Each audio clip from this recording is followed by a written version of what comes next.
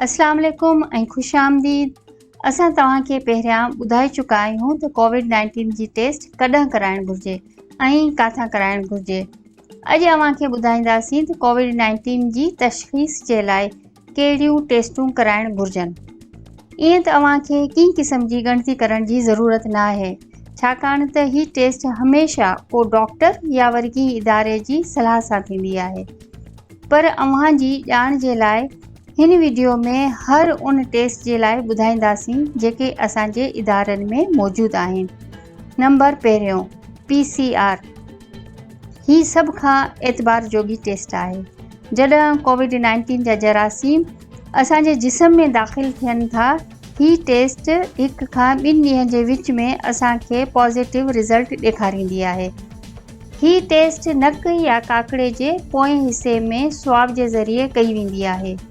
हिन जी रिपोर्ट 24 खां 36 कलाकनि में मिली वेंदी आहे। कोविड जा जरासीम अव्हांजे जिस्म में दाख़िल थियण जे 1 खां 1.5 हफ़्तनि खां पोइ ही टेस्ट वरी नेगेटिव थी वेंदी आहे। नंबर ॿियो रैपिड एंटीजन टेस्ट। हिन टेस्ट जे वठण जो तरीक़ो बि PCR जी टेस्ट वांगुरु आहे, पर ही टेस्ट कोविड-19 जी अलामतूं ज़ाहिर थियण खां बाद वरिती वेंदी आहे।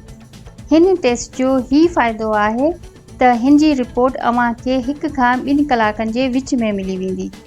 अलामतूं ज़ाहिर थियण खां पोइ 1 खां 2 हफ़्तनि बाद हिन टेस्ट जी रिपोर्ट बि नेगेटिव ईंदी आहे।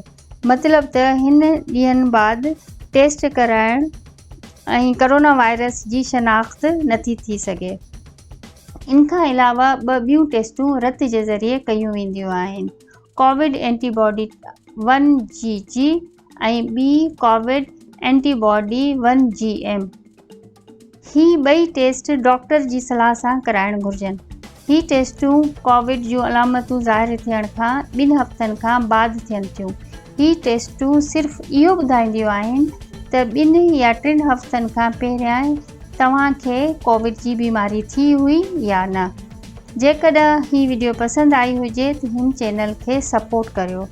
चैनल खे लाइक, शेयर, सब्सक्राइब ऐं कॉमेंट करियो। बेल जे बटण खे दॿाए अचण वारी वीडियोज़ जे मुतालिक़ मालूमात हासिल करियो। ख़ुदा हाफ़िज़।